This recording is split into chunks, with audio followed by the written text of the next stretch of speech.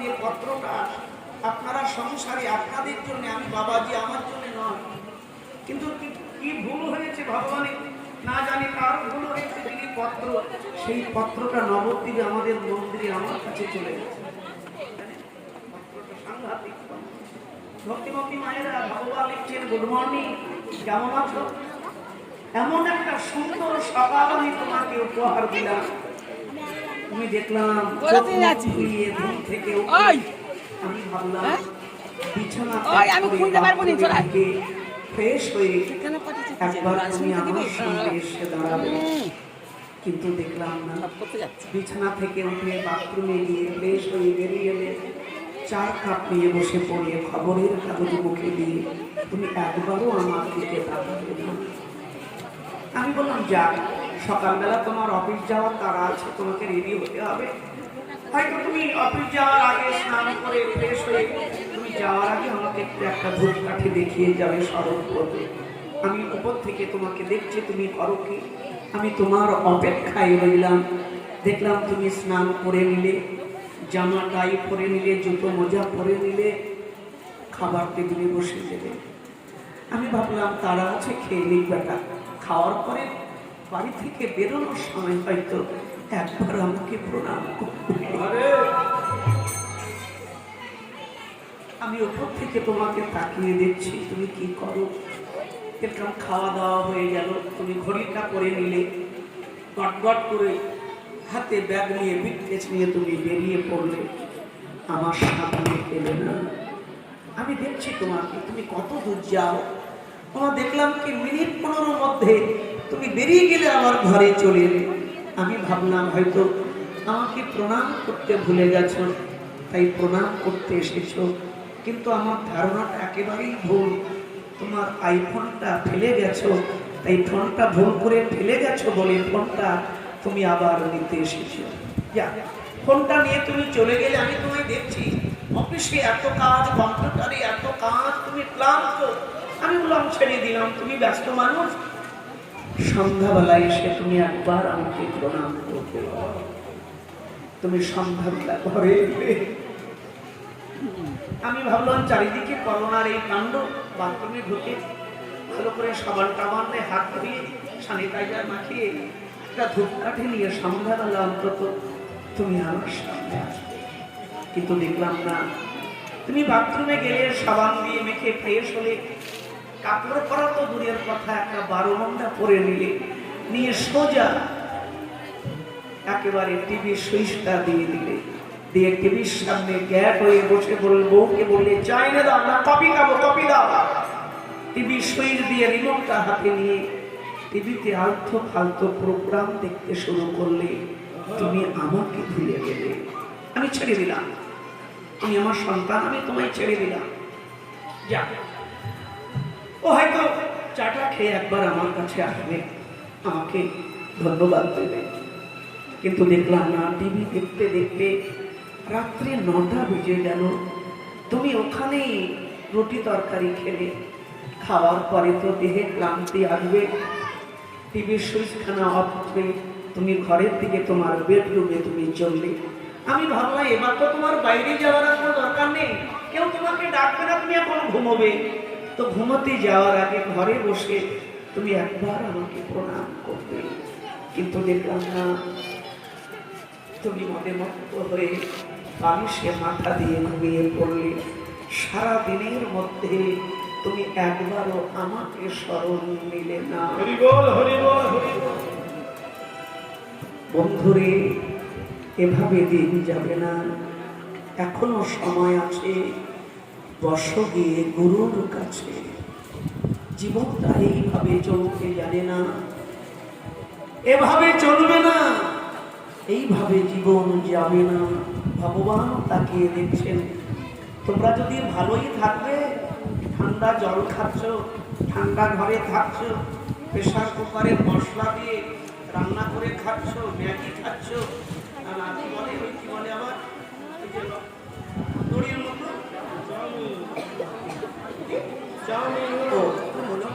Chowmein খাচ্ছ, কি pasta, ও pasta নাস্তাটা কি আমার শুনিনি বাবার জন্য এত কিছু আমরা তো ভালোই আছি। ভগবান বললে তোমরা যদি ভালোই থাকবে তাহলে আমার গৌর হওয়ার দরকার ছিল না। তোমরা ভালো থাকো না বলে আমি কৃপা করে কলিকালে গৌর হয়ে এসেছি। কিন্তু একবার আমার পানে তাকিয়ে দেখো, আমাকে দেখো, একবার আমার দিকে তাকাও, আমাকে স্মরণ নাও। আর যদি আমার পানে তাকিয়ে দেখো, যদি দুটো ফোঁটা নয়নের জল দিয়ে বলতে পারো, বলতে পারো সংসারে স্বামীর জন্য কাঁদছো, বন্ধুর জন্য কাঁদছো, পত্নীর জন্য কাঁদছো, কথা বলেছিলেন ঠাকুর রামকৃষ্ণ। ওরে নরেন, সংসারে মানুষ কত হীনবুদ্ধি মাতা, সারা জীবন এত কাঁদে, কত কোটি কোটি গ্লাস চোখের জল নষ্ট করে, কিন্তু কেউ তার জন্য কি কাঁদে? তার জন্য যদি দুফোঁটা নয়নের জল দেখা যায়, মায়েরা কাঁদা অভ্যাস করতে হবে। যদি কেউ বলতে পারে, আগে তো হৃদয় আকাশে মেঘ জমাতে হবে। যদি কেউ গৌর বলে,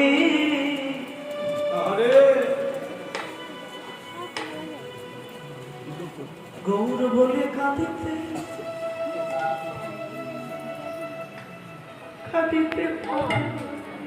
কবিতে পরে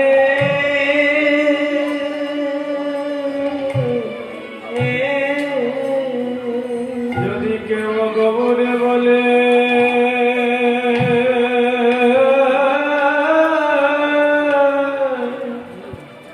গৌরে বলে কাঁদিতে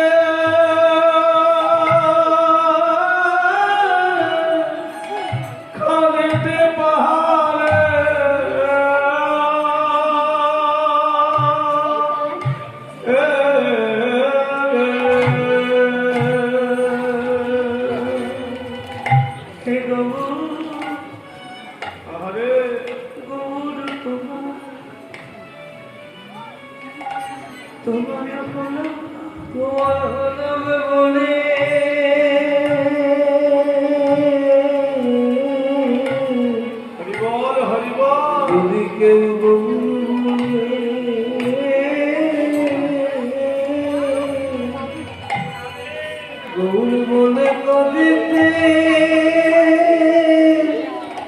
বলে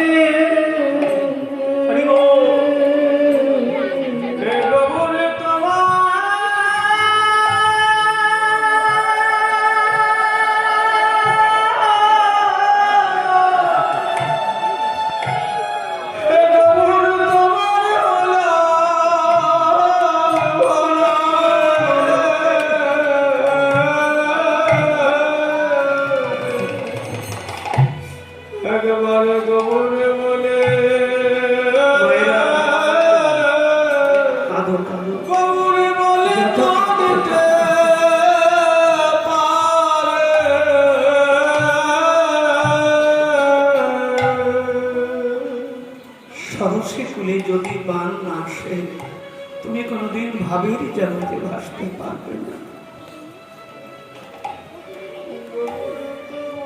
প্রাণী গৌর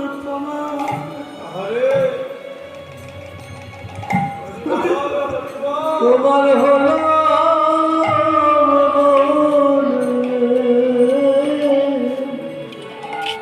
যদি কেউ গৌর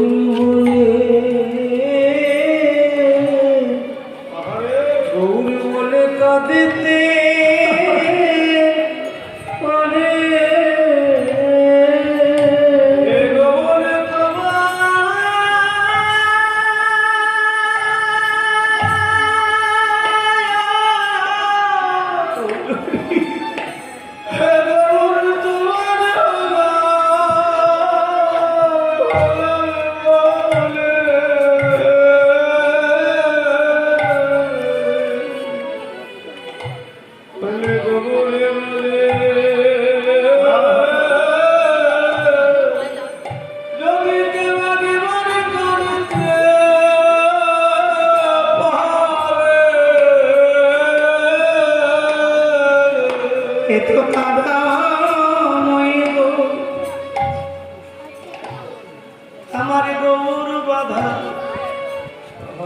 যত কাঁদিবে গো গৌরী গানে হবে ততই নিকাজ হবে। দুটি নয়ন জানে বুবুল হাস লাগে হে গো গৌর কমা ভোলা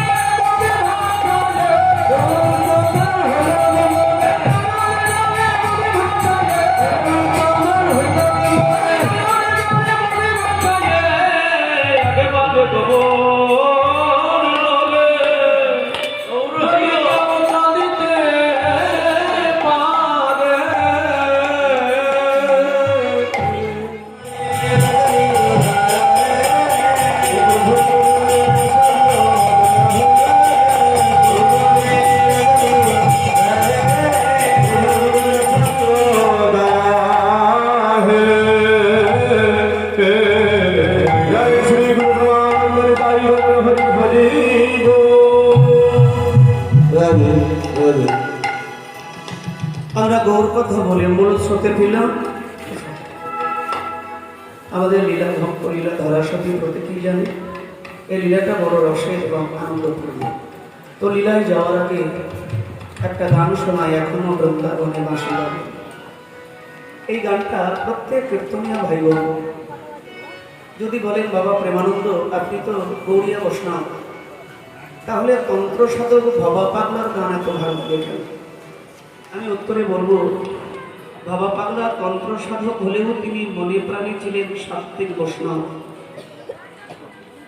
আমি বাবা পাগলার বাড়িতে বারবার কয়েকবার গেছি। তখনকার দিনে ইন্দ্রাজি ছিল তার 1 নম্বর ভক্ত। এই যে গানটি এখনো সেই বৃন্দাবনের বাঁশি বাজে। ইন্দ্রাজি কলকাতায় এসে কালনায় সেই গানটা শুনে গিয়েছিলেন পাগলের কাছে যে পাগল ওই গানখানা শোনা। কিন্তু এই গানটা শুনতে গেলে এই গানের একটা সাংঘাতিক তত্ত্ব আছে বাবা। এই গানটা যেদিন পাগল রচনা করেন সেই দিনটা ছিল মাঘী পূর্ণিমা। মাঘী পূর্ণিমা এই দিন ভাবা পাগলা মায়ের সামনে বসে গান গাইছে, এখনো সেই বৃন্দাবনে বাঁশি বাজে। কি সাংঘাতিক ঘটনা দেখো মায়েরা। কি হলো? মায়ের সামনে বসে পাগল গাইছে, এখনো বৃন্দাবনে বাঁশি বাজে। এমন সময় একটা ছেলে রেডিও শুনতে শুনতে পাগলের বাড়ি। ও পাগল কি গান গাইছিল হে?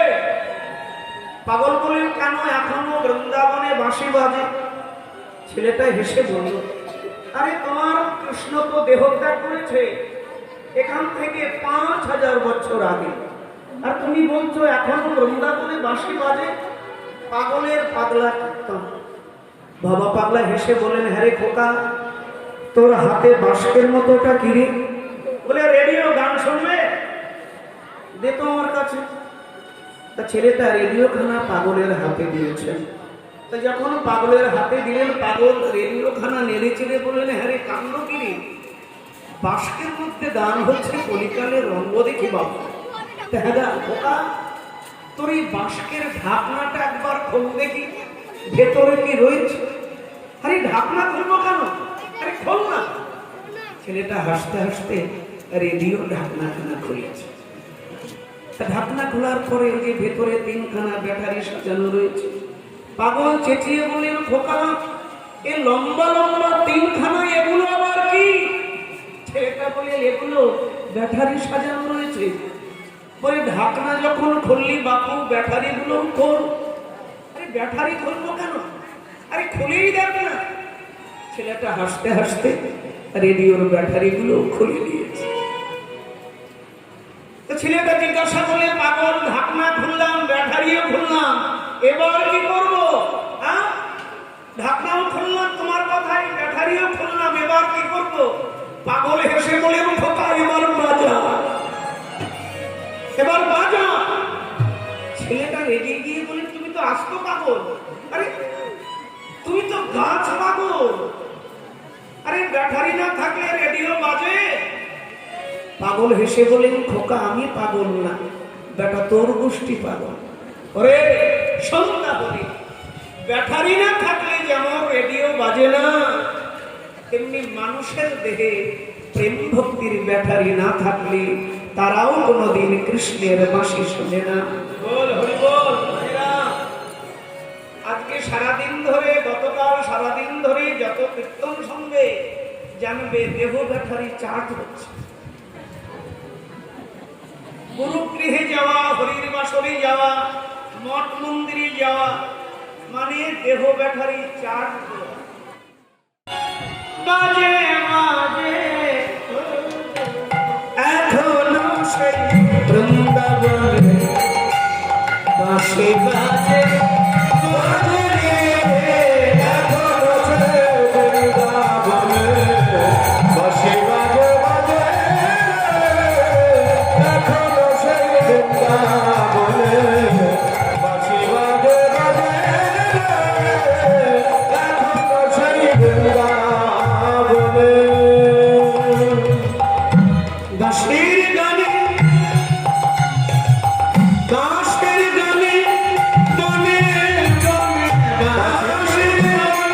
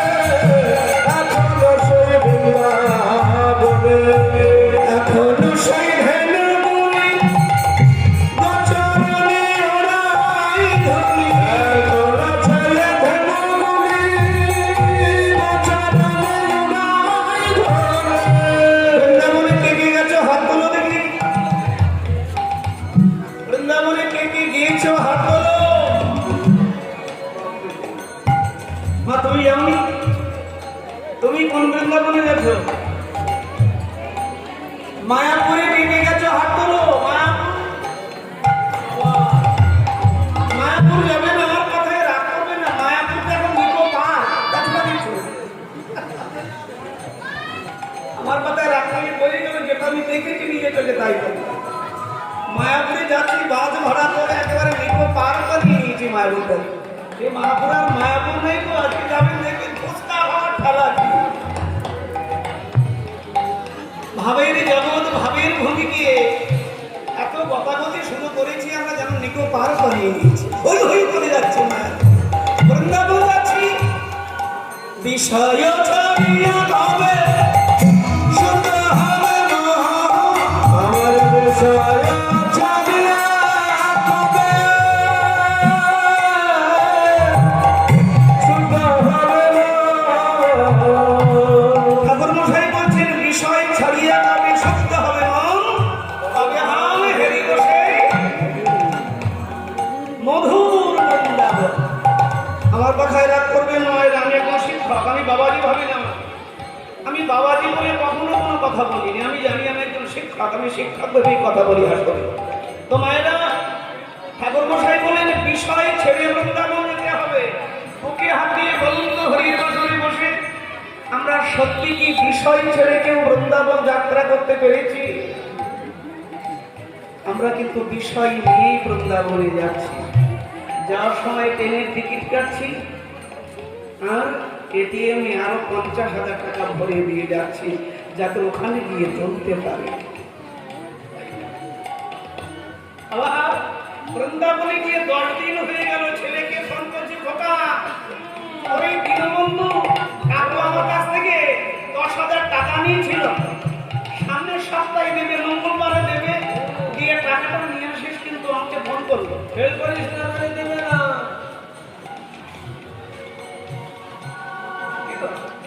বিষয় ছেড়ে যেতে পারে না। আবার মা বলছেন, গিন্নি বলছেন, হ্যাঁ আমার এই বিট্টু ছেলের সঙ্গে কথা বল না, নাতি তো মনটা বড় পরপর করছে। কথা ফোন ধরিয়ে দিয়ে ঠাকুরমা বলি, শোনা আছো বাবু? ভালো আছে। তোমার জন্য কি নিয়ে আসবো দাদু ভাই? বিষয় ছেড়ে যেতে পারে না। বাঁশির গানে বনে বনে আমার বাঁশির গানে বনে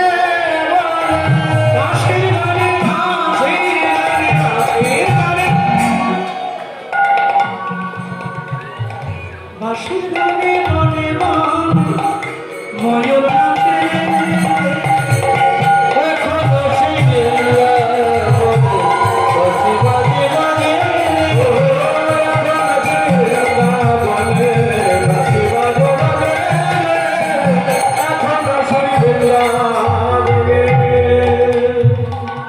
এখনো সেই রাধারানী বাঁশি শুনে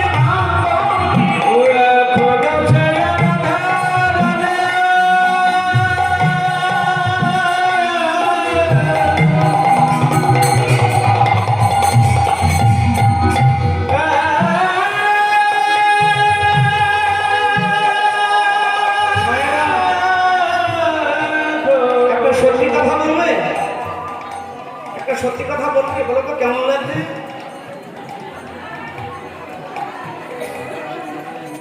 বাবাদের জিজ্ঞাসা করবো কেমন লাগছে বলো। এই বন্ধু মায়েরা কিন্তু বুঝতে ভুল করলো, সাংঘাতিক ভুল করলো বুঝতে। আমি ঘোমটা দিয়ে বলছি না আমাকে কেমন লাগছে, গানটা কেমন লাগছে তাই বলছি। তোমাদের নিয়ে কোথায় যাবো বলো?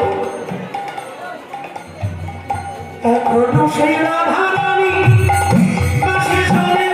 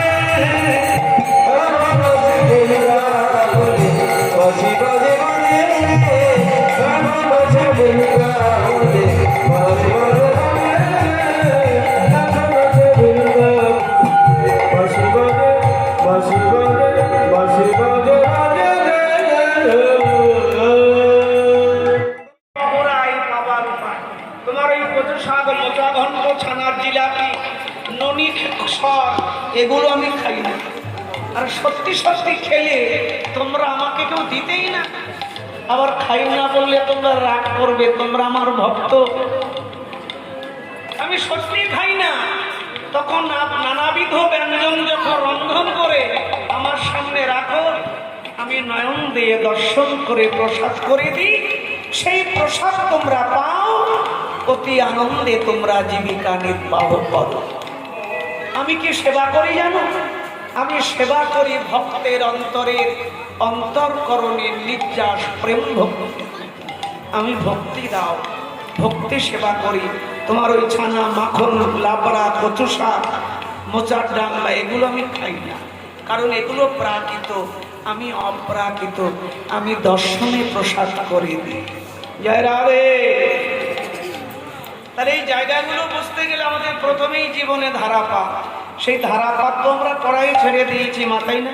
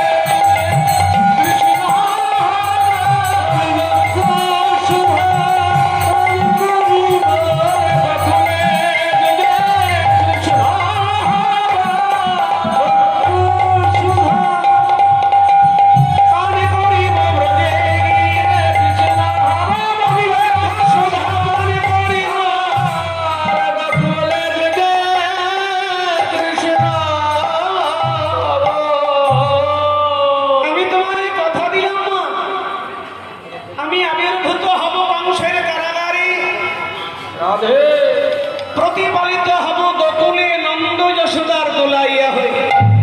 আমি সেই বৃন্দাবনে তোমাকে মা মা বলে তোমার মাতৃ জন্মটাকে ধন্য করে দেব।